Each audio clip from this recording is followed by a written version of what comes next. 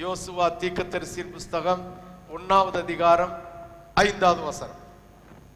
நீ உயிரோடு இருக்கும்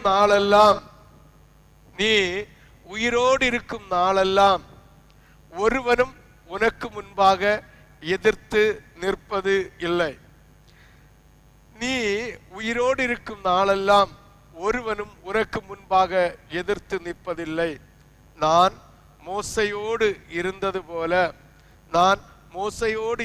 போல உன்னோடும் இருப்பேன்.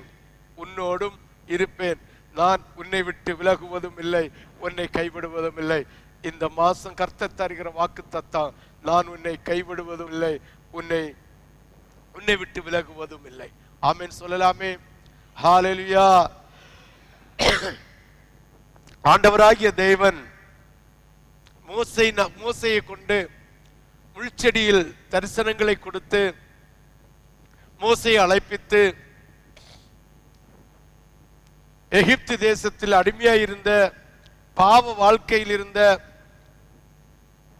விக்கிரக ஆராதனையில் இருந்த விக்கிரகத்துக்கொத்த ஆராதனையில் இருந்த அவருடைய வாக்குத்தத்தத்தை பெற்ற ஆபிரகாமும் ஈசாக்கும் யாக்கோபின் சந்ததியை மீட்டெடுப்பதற்காக மோசேயை அனுப்பி அந்த தேசத்து ஜனங்களை 10 வாதையினால் வாதித்து மீட்டு